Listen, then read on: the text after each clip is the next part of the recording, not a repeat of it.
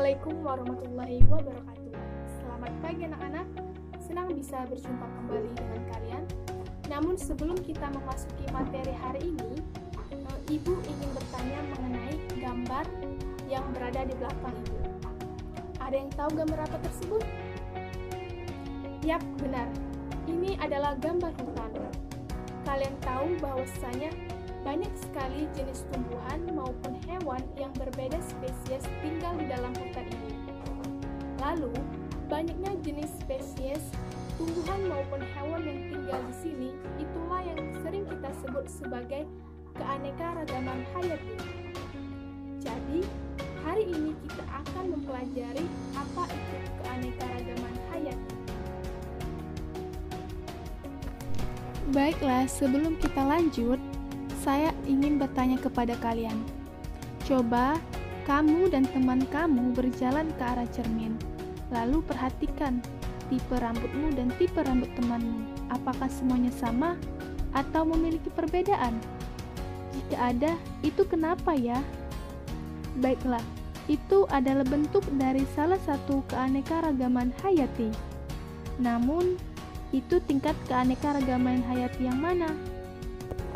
Tingkat genetik, tingkat spesies, atau tingkat ekosistem.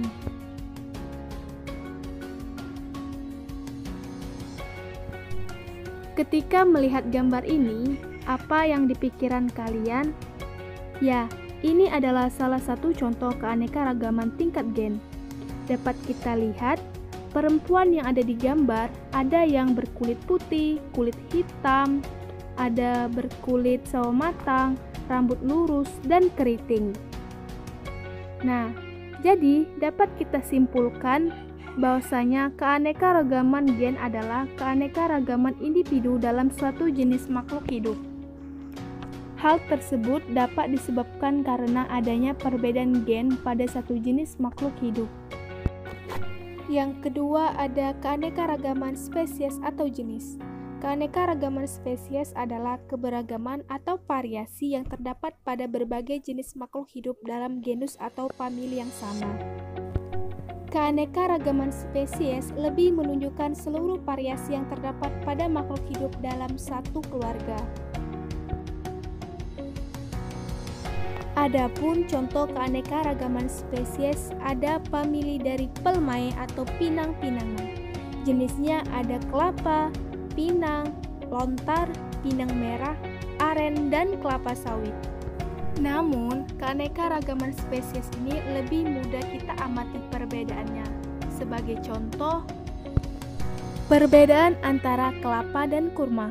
Meskipun tumbuhan tersebut merupakan satu kelompok, yaitu tumbuhan palem-paleman, namun masing-masing memiliki fisik yang berbeda dan hidup di tempat yang berbeda. Misal, kelapa muda tumbuh di pantai, sedangkan kurma tumbuh di tempat yang kering. Yang ketiga, ada keanekaragaman ekosistem. Keanekaragaman ekosistem terjadi akibat adanya perbedaan letak geografis. Perbedaan letak geografis ini akan mengakibatkan terjadinya perbedaan iklim yang akan berpengaruh terhadap jenis tumbuhan dan hewan yang hidup di suatu daerah.